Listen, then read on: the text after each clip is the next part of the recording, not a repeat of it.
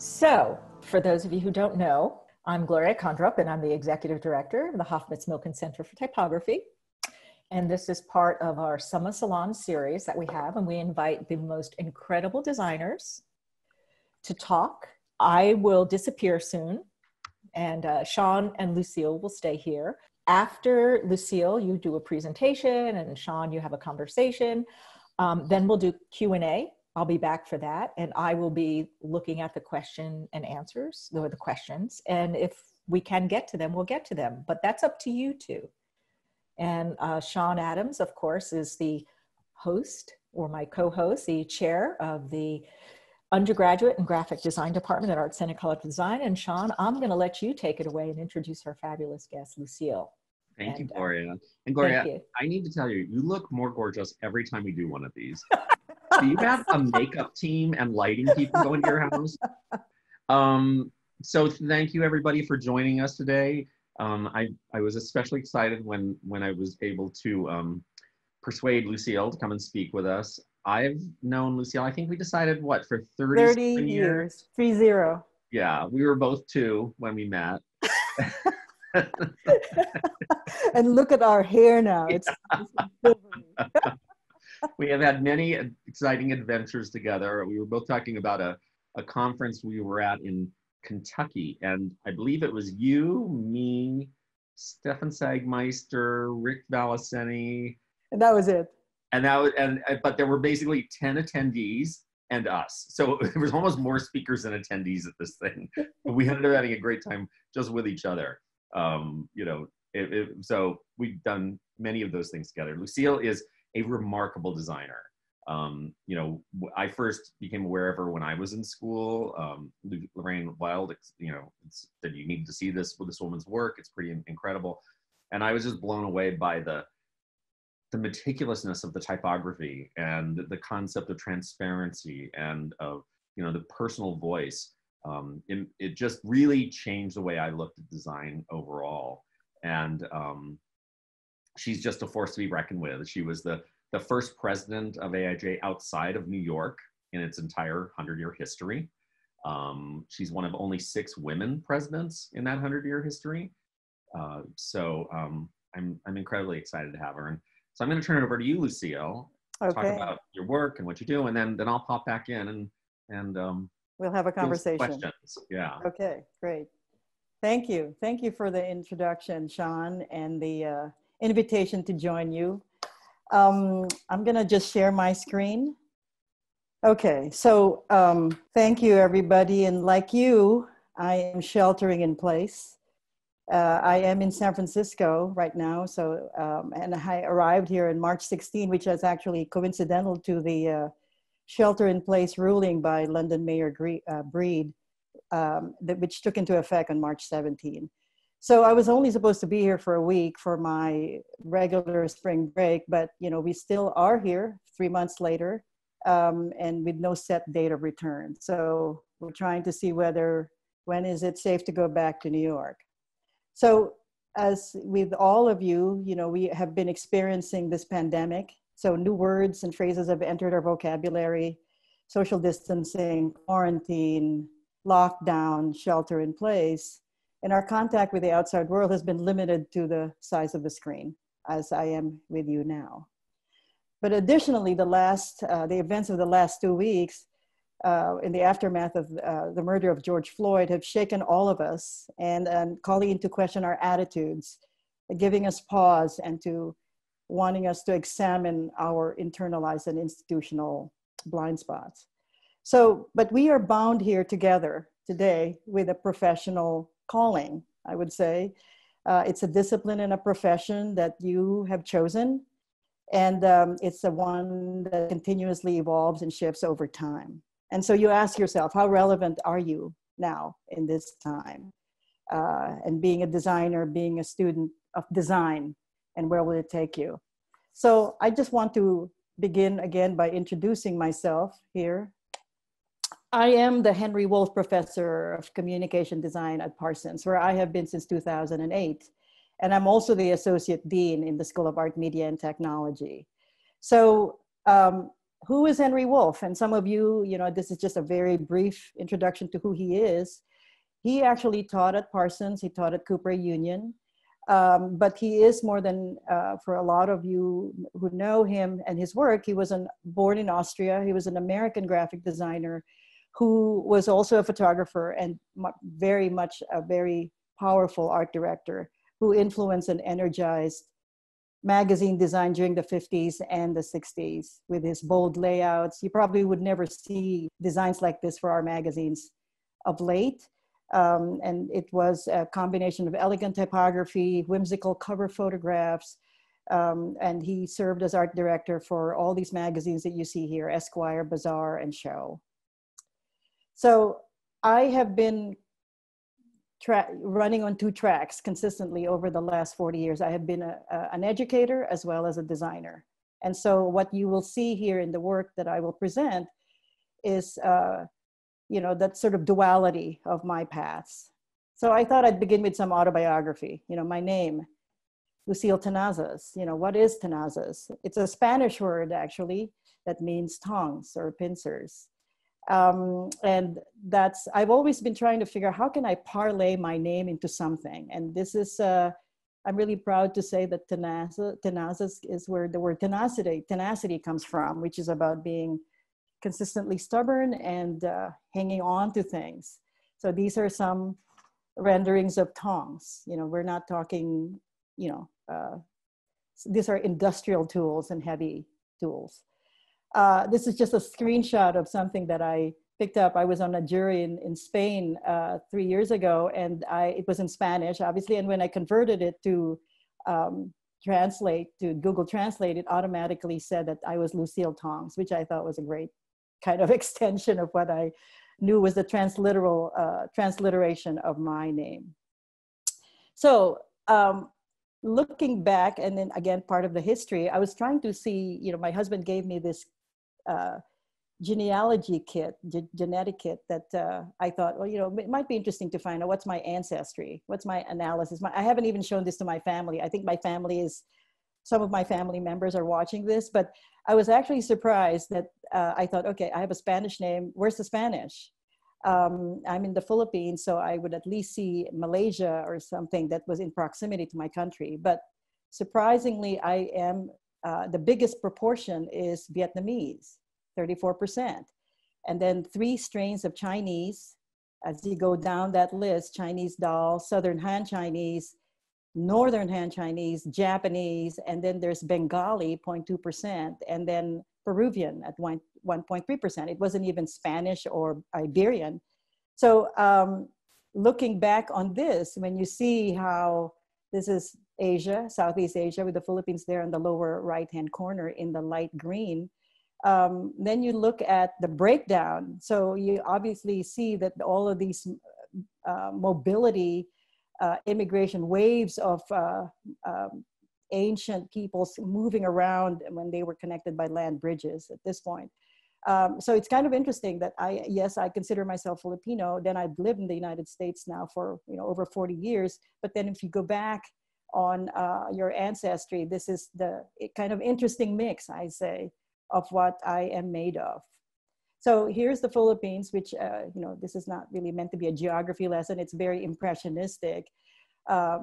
The cruciform is really a way to kind of essentialize the fact that this country was under the Spanish regime for 300 years and Christianity was how they ruled. So here's the breakdown just in terms of statistics of what my country is made of over 7,000 islands. There are over 120 dialects. If you can imagine all these islands, speaking different dialects and different languages, and really, for everybody to communicate, they needed to speak in English and not even in our native language. So there's the kind of the conflict of the languages, but maybe also the separation, of regional affinities. Here's my family portrait when I was 3 or 4. My father was an engineer, civil engineer, and my mother was a history teacher. I didn't realize that my father had a system that he had thought about in naming his kids. So my mother's name is Lamberta, it begins with L, and my father's name is Audinas, it begins with A. So if you can imagine, you know, I think Tenazas being 7 characters, there was always this idea that 7 was lucky. And so my father, being the engineer, had this idea that all his children will have the same 7 characters. So I'm one of 6. There's Lynn Marie, who's the eldest, who's in Manila, and me, and my sister Lynette, who is in Phoenix. And I didn't know that my father had a system until Lynette was born. I was 13 years old, and he came, she was, a day after she was born, my father got, you know, rounded all the older kids together, and he said, you know, we need to name your sister, but on 2 conditions, beginning with L and 7 letters. And so as you can see here, there is the system. That's the symmetry of the Tenazas last name with the first name with the 7 letters, which I didn't know then that I was already being trained or groomed for this life that was consistently about a systems way of thinking. But this is what I think is not to be planned, not even, you know, that there are 3 and 3 boys and 3 girls. Interestingly enough, the first 3 are right-handed and the bottom 3 are left-handed. Now, Lynette, my youngest sister, was showing a predisposition to use her left hand. And so my father at this point had enough of more lefties, of the 3rd lefty. And so he decided that, you know, he would force her to use her right hand. So Lynette is a unique ambidextrous. She's gifted with being able to use both her hands. Okay, so I graduated in the Philippines with a degree in advertising art, and I was already working, and my aunt, who lived in the US, had offered me an opportunity to come to the United States because my father, her eldest brother, who had been, was quite successful and was able to pay for her education as a doctor. So I applied to several schools, but was consistently rejected. I applied to Cranbrook.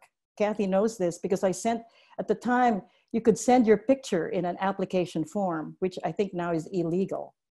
But I sent this photo, and after being rejected, I just kept trying, I think twice, submitted the same, I figured, again, they have my application form. And all other schools I applied to in the US rejected me, or I did not get any responses. Finally, I visited my aunt. I arrived in the US. I was already studying at CCAC here in San Francisco. And then I told my aunt, I think I'm just gonna like show my portfolio.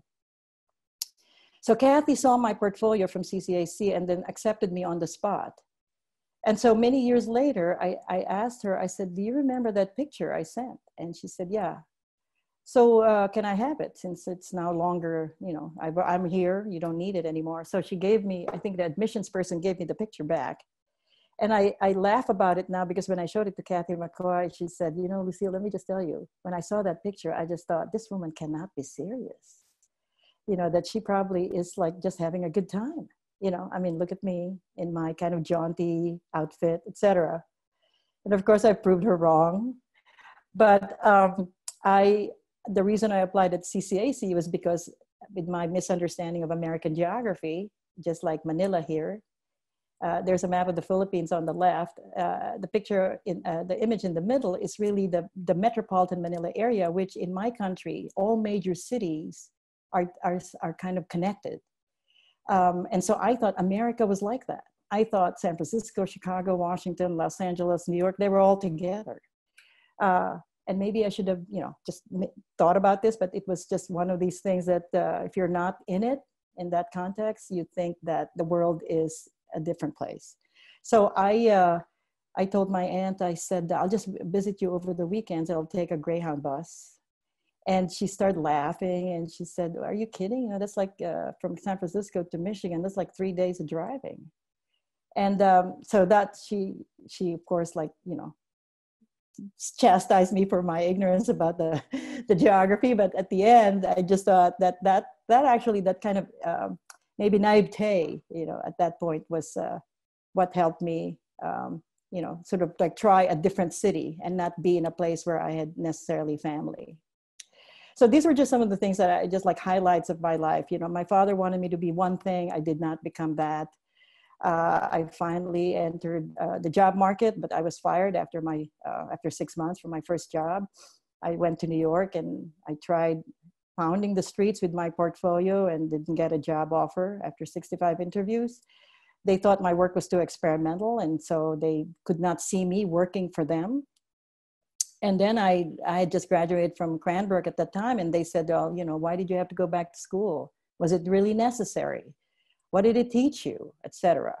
So I had to justify why I went to graduate school in the first place. So I've been trying to design my biography or my trajectory. And as a designer, I think, you know, like these opportunities for me are ways to think about how can I collapse my life story in a way that is also a design project. So this tells you, what each city meant to me from the time I left my country and then all the way now returning back to New York. Well, obviously I'm back here in San Francisco because of the time. So we lived very briefly in Rome for a year because my husband was awarded a fellowship at the American Academy in Rome. And I think that was a kind of a profound experience for a designer who operates in a contemporary world, because I think people expect that if you're in Italy and you're a designer, that you should be in Milan, in Northern Italy, where it is essentially the design capital. But I think for me, what it taught me was that design it can transcend, you know, this geography, and that it really is about what it means to observe and to look very closely at the things that one notices. And Rome, I think, because of its multi-layered history, was the perfect place to do that. So my theme for this project, for this lecture, was about, you know, why is it good to be lost, to get lost as a designer? What does it mean to get lost literally and figuratively? Getting lost on purpose, for example. So I have to go back to the first project I did, or I guess this is my final project actually, at Cranbrook in 1981, when Kathy McCoy gave us an opportunity to just explore the urban landscape. And this was the time when she was really interested in looking at vernacular typography, not the typography that one sees in type books or the Swiss inspired by the European ways of, you know, designing typography, but looking at what is near you, what is in your backyard. And that was the first time, I think, that I saw value in the things that you see every day. So she gave us this kind of free rein, just go out there and explore Detroit, explore the city, the landscape. So I took pictures. I tried to understand what is it about this, you know, the things that I see, the messages that I see. So from these set of photographs, I decided to create something. And I think this is really what designers can do, that from what you are given, a kind of menu of things that actually don't make sense, you make sense of it. And so my first attempt was to explore the typographic hierarchy of this one block. Why is the scale important here? Well, I think I created this hierarchy that the Berry drugs was the biggest sign on that block. There were always these parking signs, so they were there everywhere. And so all of these evolved, and on the left in the composition that you see, these parking signs are in a vertical, as if to indicate the fact that they were parking meters, for example. You know, so I mean, this was my kind of initial foray into understanding how can typography have look like what it means, you know, in terms of like semantics. But it also was my first introduction to what complexity and transparency, layering was about, that I realized I had a very, very, how can I say, very facile hand, that I'm very good with these, putting things on top of each other without obliterating the message, that it enhances a certain richness of reading. So these are some of those in detail, now combining typography and images, you know, fragments of the collage that I was looking at.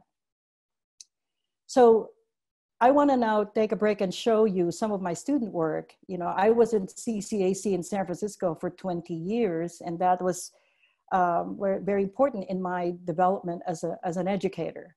And I also, before I left, I started the graduate program in design there, which was launched in the year 2000. Now, the campus in San Francisco is a former Greyhound bus depot. Now, Greyhound keeps to be recurring in my life here. And so it's more horizontal. And as you can imagine, California with its geography is about real estate, and it had more of that. But in New York, in 2008, when I was hired at Parsons, it's more vertical. And there's always the kind of gathering in front of the elevators, et cetera.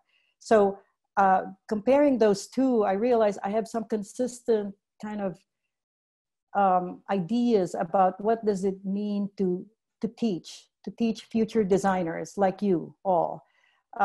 And this is where this idea of chance and ambiguity about, very different from how I was taught. Like when I was taught, it was about, you're a designer, you have to solve problems and you have to answer questions. And I realized, you know what, I'm gonna just leave that behind, and I'm gonna let the students' voices come through.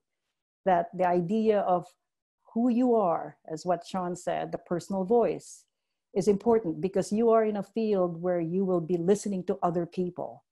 And you have to undertake and take on their identities and the problems. And the only way you could do that and be a good listener is if you can bottom yourself out and then allow them to enter.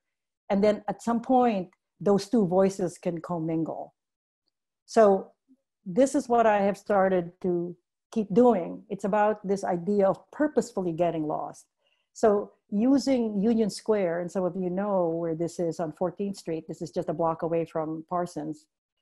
I had this idea that I would give my students, these sort of cardinal directions and just tell them to go, you go north, you go west, you go east and south. And so they look at me and they say, well, what do you want us to do? And then I think back on what Kathy McCoy told me way back in that project about the street signs. She just said, you have to make sense out of something that doesn't make sense to you. And in this case, I told my students, you walk your direction, your cardinal direction up to a certain point, and then find out what are the design problems that you see there. You're actually walking the street, very different from if it was in California, you'll be driving, but here you are at street level. And what does it mean to absorb and observe what is around you? So here's Manhattan. And one student just decided that every day I'm just gonna look at the map of Manhattan, including, and actually it means Queens, Brooklyn, Island, the Bronx, and then walk that street and create an alphabet of my walk. So there are, as you can see here, 26 books. So I can just imagine what the student was going through, every day, the idea of walking and leaving it to chance, not knowing what they would see. So there are 26 books, and each book is representative of her journey, and whether she felt she needed to be standing aside and observing, or whether she felt she could engage and actually have a conversation. These books represent the mindset that she has. And so there are 26 journeys and 26 attitudes, and even visual representations, whether it's photographic or typographic. So one student actually said, this is more recent, this is as of 2 years ago. She was interested in talking to people. And I said, really, in New York? Somebody's don't bother me, or, who are you? Or people have their headphones on. Do you want to sign a petition? And I said, up to you. If you want to do that, go ahead. And so she said, I'm going to ask them a question. And the question is, when was the last time you talked to your mom? And so I said, well, that's kind of a nice thing, but it's a bit problematic maybe, because what if they don't have moms? And what if they do not talk to their mom? And what if their mom has passed on? Or what if they have conflicts with their mom? So it would invite, unless, I guess, if you want to do that, that's also a possibility, because your representation of those answers would be something you would reflect in something, whether it's a video or in this case, she came back and she said, I'm going to ask them what reminds you of home. And I thought, okay, now you've got it. Because I think when you define home, home is not necessarily about where you live, because home is more holistically seen as a place where you have an affinity. So it may not have been a place that you were born in or you grew up in. And so she decided to ask this question, what reminds you of home? And she made a recipe book, which is in this book now. And these are the recipes. So I'm just going to read this one thing because I love this ingredient, the thing that she's trying to describe. Here's one thing, water. Ingredients, 1 part oxygen, 2 parts hydrogen. And the procedure, drink every day at least 8 cups. A bonus idea, swim in it. And I thought, you know, this student is not looking just at the form of the book. She's looking very deeply into the content. I mean, and as you can imagine, this student just started with the question, what reminds you of home? And it was up to her to interpret that and to say all the things. And she wrote all of this. And the one that is the most special to me is this one on the upper left, Mom's spaghetti and meatballs. Ingredients, Mom, number 1. Not that you're going to cook, Mom, but spaghetti, you know, she doesn't say what kind. She just says spaghetti, meatballs, tomato sauce, salt, pecorino romano. And then she says, watch and procedure. Watch Mom boil a large pot of water. She cooks until al dente. Watch her make meatballs, to which she follows no exact recipe. That's how she keeps it a secret. Nothing is ever written down. And then she says, she serves pasta with a drizzle of olive oil and followed by sauce, meatballs, and pecorino romano. And then she ends with saying, put on Frank Sinatra and enjoy your dinner with Mom. So that really shook me. I mean, and I've talked about this project with her and I said, do you feel emotional? Does your mom, you know, look at this and say, is this what designers do? And you realize, you know, it's like you can't answer in one sentence, right? You know, if I talk to you about the whole process, it's still your faculties as a designer that made you arrive at this. And this is another project I've been given, and I'm just going to show you some because I love language. I love playing with words, and especially when you throw it at other people and the combinations are unpredictable. So I come up with these series of adjectives, modern or heroic, comic, and then I come up with these nouns, affair, gender, platform, spirit, etc. And they're like, you know, and then they come into class and I tell them, you get one word from this box and another word from this box, and I don't know what you're going to get. And they're like, I have to be ready for this. This is again, like, what does it mean when you are faced with unpredictable circumstances and you have to make something out of it. So here are some of the phrases that they have come up with, and I'm not going to show you the work, but you know, what is a Christian affair, for example? Or what's a concrete fluctuation? Or a full-time fantasy? I mean, sometimes you can look at this and just say, you know, these phrases may not exist in the real world in the same way that some ideas that you see, that you ever come up with actually are original because you can invent it. You as the designer is capable of coming up with those things. So I'm just going to show now back to my work. And I said earlier where I was very comfortable with this kind of complexity on top, things on top of each other. The challenge was always, what can I read? What's the second reading? What's the third reading? And then, so it took me a while to like get, you know, I was getting too comfortable maybe. And then I thought, you know, I could do this with my eyes closed, but then Lucille, what happens if you do not work with complexity in this way? It's not about like the kind of real layering, but a conceptual layering. So even in my typography, for example, these are 2 proposals for a poetry wall in a public library here in the Bay Area. So you have languages in, you know, you have the poems in different languages so that you could, in fact, in a way, it's like a teaching component, Spanish and English. But this was my first attempt at working with images that were not layered physically, but they were layered mentally or conceptually. And so I started to look for these images. These are actually my husband's images, Richard Barnes. I was looking at these images and I thought, I look at these images and they don't just, they're not just this thing at face value. They mean something else. And so I was trying to look for these more, layered, more provocative images. And I think the combination of what I knew what to do comfortably with this, where in a way, I think my hands were kind of tied behind my back to challenge myself, was coming to the fore. So I'm just gonna very quickly show this. This is just a series of these posters for SF MoMA, and some of them in detail.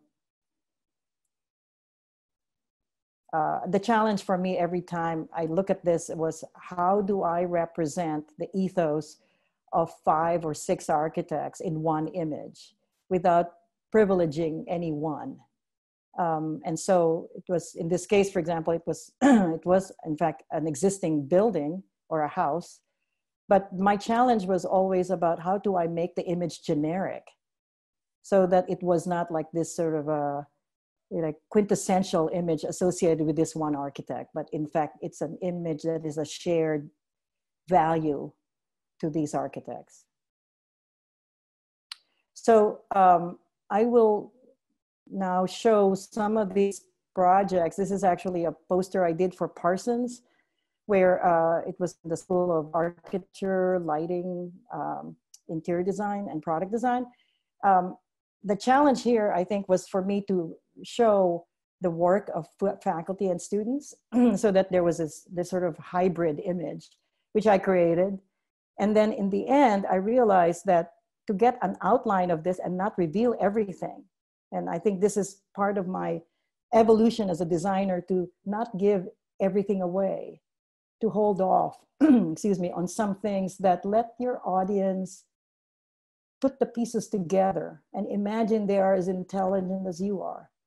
And so that they can figure out the missing links. And so I essentially traced the outline of this picture, this collage, and then in the back, these are the 2 sides, I created this white, almost ghost-like image. And even the typography is also incomplete. And I realized I prefer that side over the other side, that where I have to think it through and make my own conclusions is what I'd like to do and where I'd like to be. More projects. This is for Design Indaba, which is celebrating their 25th anniversary this year. And this was in an exhibit that they put together. One of your colleagues there in Los Angeles, Karen, she came to Parsons many years ago, and I designed the poster announcing her lecture. And then I'm going to just show this as a falling back on making something, and because we are all involved in doing our things digitally, we forget that there's things that can be made by hand. Now, this is an image of an embroidery front and back, and you can tell which is the back and which is the front. And when I looked at this, it was in an embroidery book, I realized I don't like the clean version as much as I like the messy version. And what it appeals to me is that there's all these, the messiness, I guess, of process, which I think, becomes very transparent and richer in this way. So ask myself continuously, what percentage of myself is in my work? And I try to answer this as candidly, as truthfully as I can, because I think it's what makes you relevant every time that you're doing something. When you're doing something for somebody else, that your voice is always predominant or shared. And so whoever it is that you're working with can see that voice and would give it equal respect, because you have heard them as well. So I graduated from Cranbrook in 1982. Here's my timeline. So I have been a designer even before, obviously, because I was in the Philippines I have been a designer, if you are looking at 2020, for 38 years. And so you, and how many, I don't know you, how many you are in the audience in terms of the students. You are in the class of 2020 or the class of 2021, 22, whenever you graduate. But add another 38 years, it will be 2058. And can you look at me in the eye? I'll be dead by then.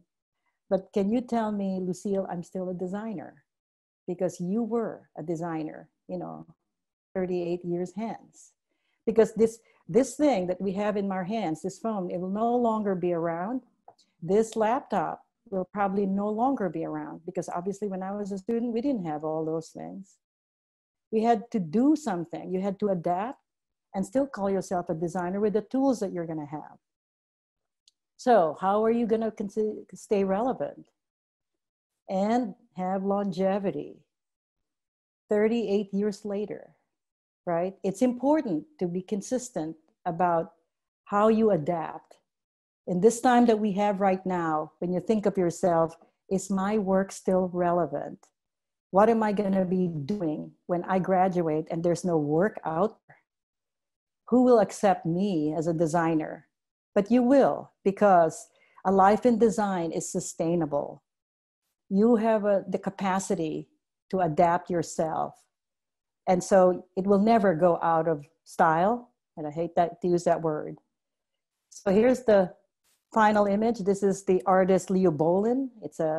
Who is a Chinese performance artist and a photographer. Is known for using chameleon-like methods. And you might see him here disappearing against this landscape of cell phones. So in a way, we are this. We have become this. We have become so dependent that we forget that there is a world out there, that the idea of craft and your hand is something that you have to consistently develop, that you have to develop this, what you call an intelligent hand, because we should not forget that the work of the hand informs her work of the mind. And I will end with this quote that Catherine McCoy, my mentor from Cranbrook, said to me, that designers who design like machines will be replaced by machines, because it is not the digital, but the intuitive, and not the measurable, but the poetic, not the mechanical, but the sensual, that humanizes design. And so with that, I will end my presentation with my identity. This is not corporate. This is me playing back, harking back on my name, Tenazas, so we come full circle. Thank you, everybody. Thank you, Sean.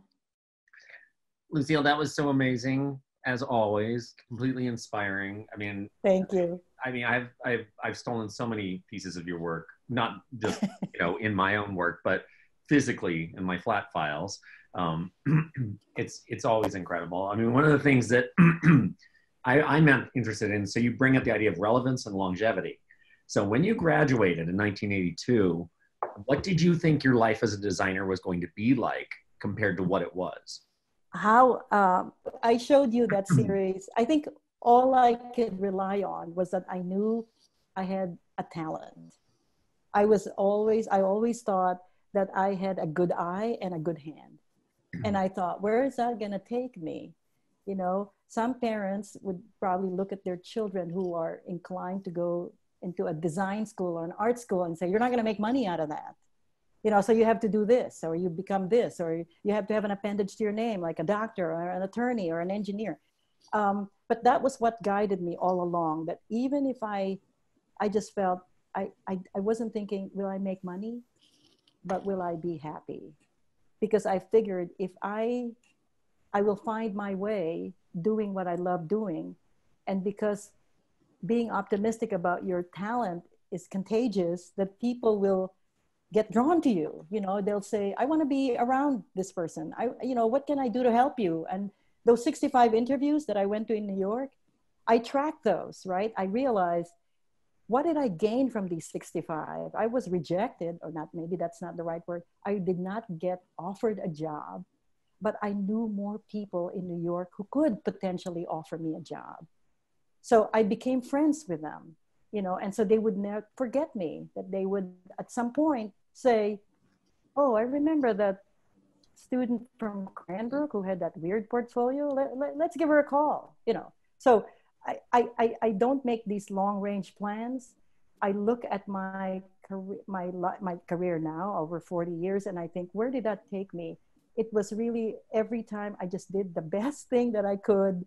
I didn't think of, I was very good copying at the time. When you're a student, you like to copy, right?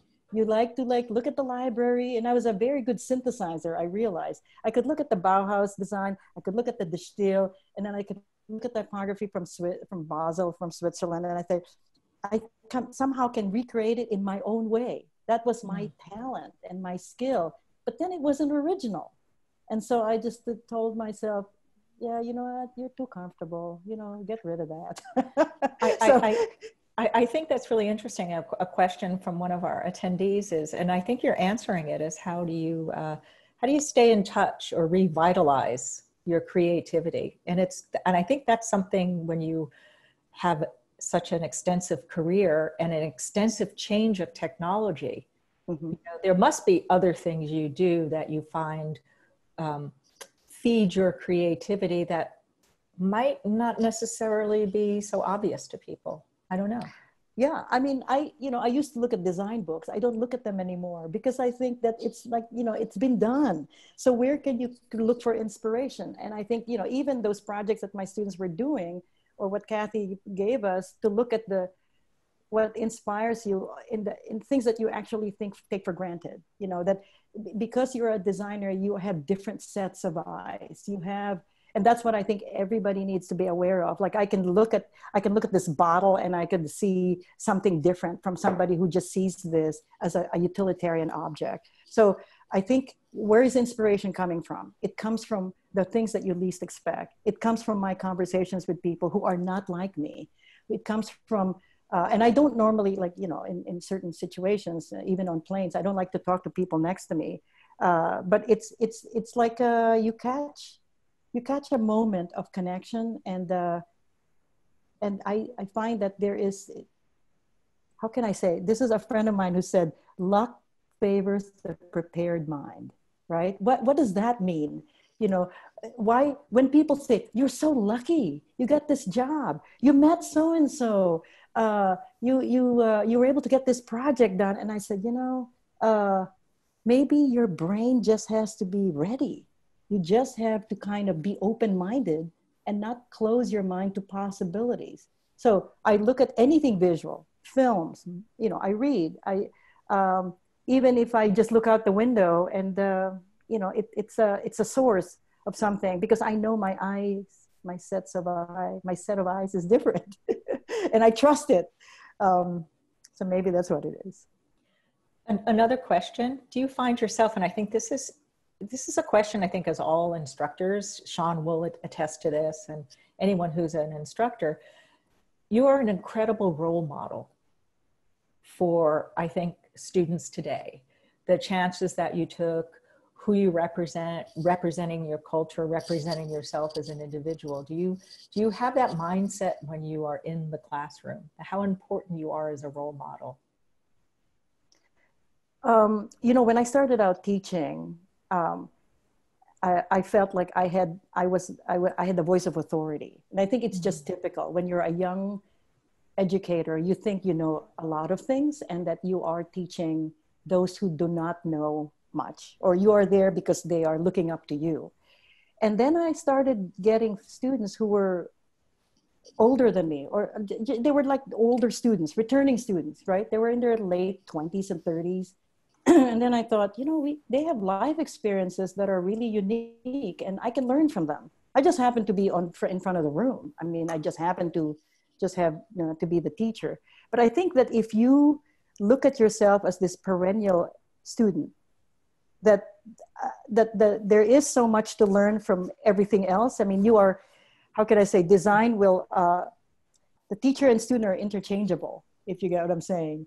You know, I always think when my students, I just happen to be older than them. And when I see that they come into my class, I look at them and they say, what rich lives they have lived. You know, how can I learn from them? So I'm not conscious about my being a mentor. I don't. I mean, they can look at my work, and then they look at it and they say, oh, your work is so inspirational. That, you know, that's why I don't show my work in class, because I think if you want to see my work, oh, that's just like a beauty contest. I mean, just just go online, you can look at my work. But what you need to know is what kind of person is behind that work, right? That's what you need to connect with. And what is it that made them do the work that they do? And so I get these requests all the time. Hi, I'm doing a project, and my teacher gave us a list of designers and I chose you. Hi, I saw your work and online, and I'd like to know more about it. You know, and that I said, oh, okay, so you chose me as a mentor in this context, and you're not even my student. You know, you want to learn from me, and I like that. I like the fact that it's outside of the classroom context. So no, I'm not aware of it. I just feel like I can say things because I'm older and I have more work, but you can teach me too. It's in another, and I'm sure Sean, I'm just fielding some questions, by the way, from our attendees. That's where my questions are coming from. And I think every designer deals with this. And one of the issues, I'm getting quite a few questions about it, is self-criticism and self-doubt. I think that's a student question. How do you combat that? You know, we always have a tendency, Sean, I don't know if you think, after you do something, you create something, you go to yourself, and both of you can answer this. Oh, I can't believe I did that. You know, do we have a tendency to self-criticize our work and to second guess after we've created something? I think that's being a designer, right, Sean? I think it's like during the entire process that the entire time you're like, is this completely messed up? I mean, is this as bad as I think it is? And then you sort of go away from it. You come back and like, it wasn't so bad, you know? So it's that back and forth. But I mean, I think you'd be a fool if you just wandered through life where like, I am the shit, man. You know, I mean, I'd love to go through life like that. That'd be easy. Well, I try not to, I try to take regret out of my vocabulary. I think it's, you know, when you're sorry about something that you've done, it's not that you're sorry, you made mistakes, but then it actually is always a stepping stone to something that will teach you a lesson. It's not, you know, we get sidetracked, we get, you know, when you say self-critical, I think for me, the self-criticality is about how can I be original? Mm-hmm.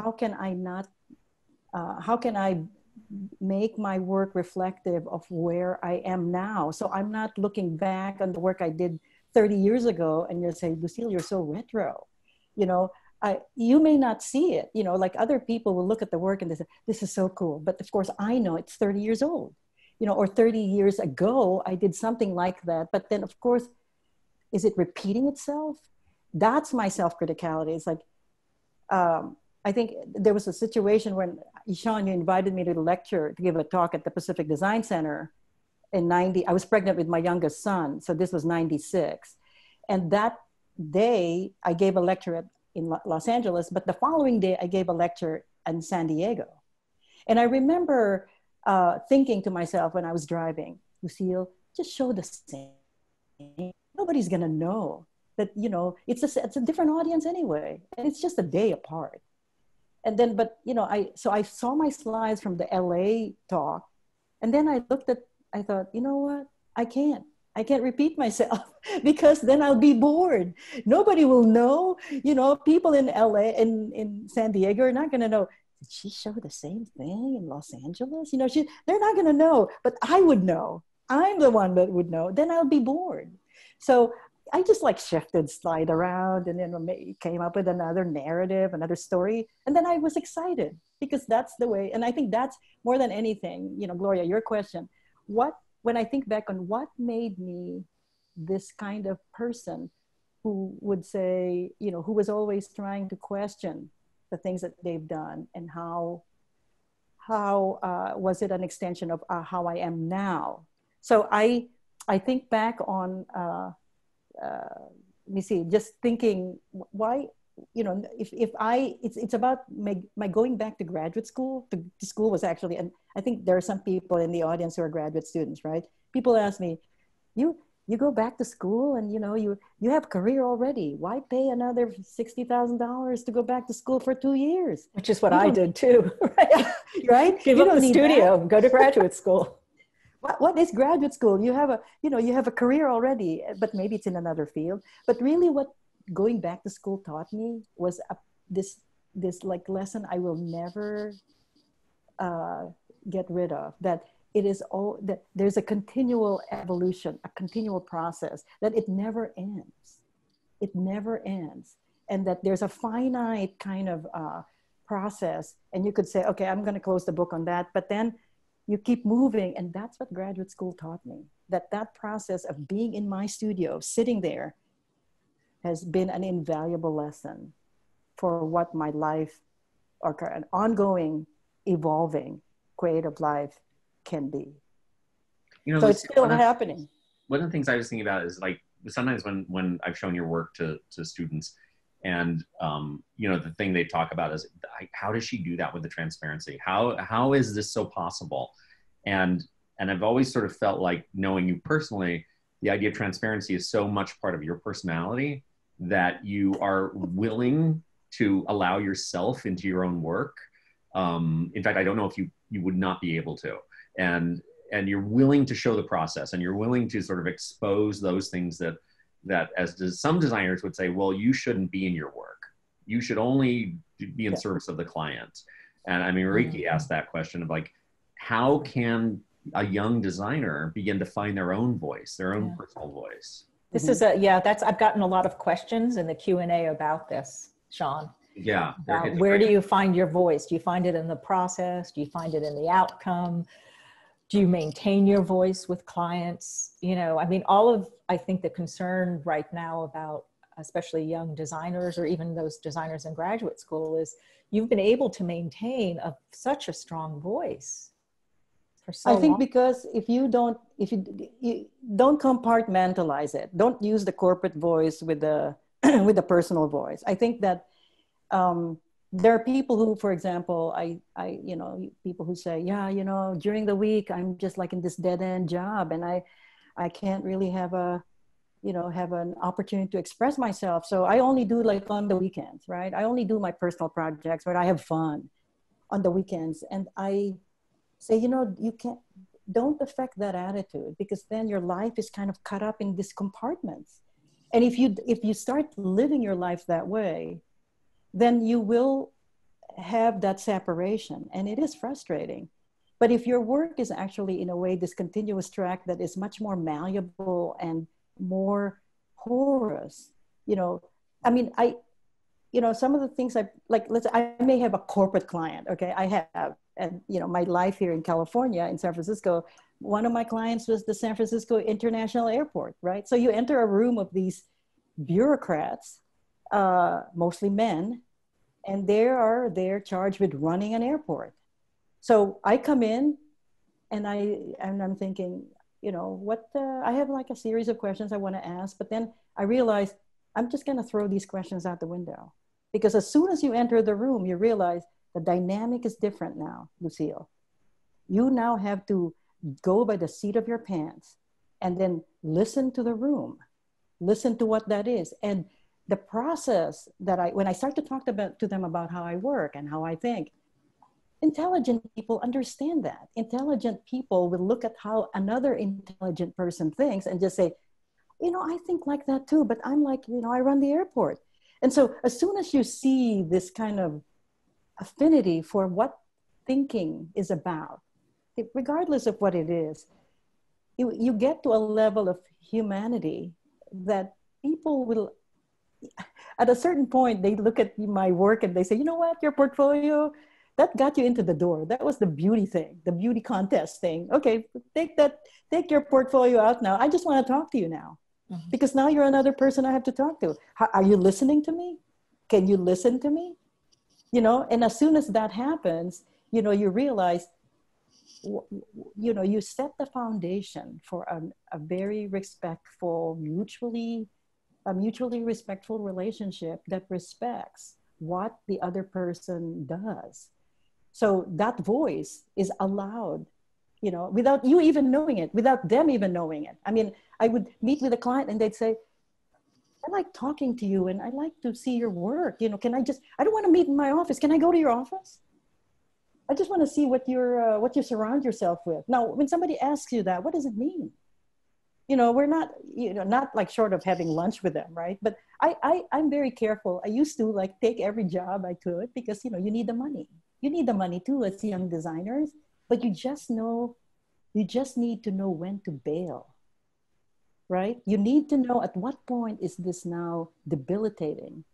I'm not allowed to think independently and I'm not being respected now. I think I have another place. There's another place for me to go to. And and when does that happen? I don't know. You have your own trajectory. So you need to know that I am compromised. Yeah. Anyway. I think we have about another minute, but I think you've said that, you know, as students and graduate students, you go through a lot of difficulty and you look for acceptance.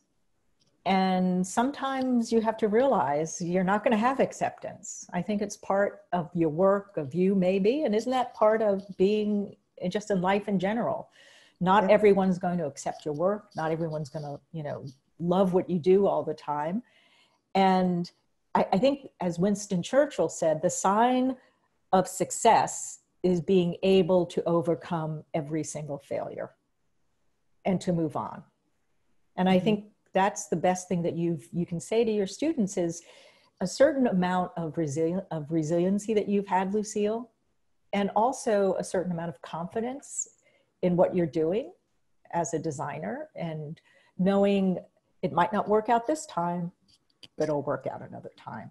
I mean, I think that I like, you know, adding to that, Lucille and I, you know, we've had sort of a similar trajectory of, you know, at one point you're the hot new thing and everyone's excited about what you're doing, and then it evolves. And, you know, and believe me, there's periods where, you know, most of the world is like, what you do is awful. It's old hat. We don't like it anymore. But Lucille, you've managed to build a career that you just sort of evolve along and weather the storms and keep doing what you believe in. Yeah, it's very, you know, and I want to end on that very exciting and happy note. I mean, Lucille, we've come a long way from punk New York. That's a little secret right. Now everyone 82. Knows. 82. Where we knew we crossed paths, not in the design world, but I think in the punk world is where we crossed paths. Sorry, Sean. Oh, it's all right. On Union Square. In 1982. Oh my Lord, that's a long time ago. So I want to thank you both again, Sean, Lucille. Thank you. For the attendees. You've been terrific. And thank you again, Lucille. Thank you. And Sean and everyone. It's been Gloria, terrific. For setting this up. Thank you. Thank you, everyone. So much. Bye. Bye-bye.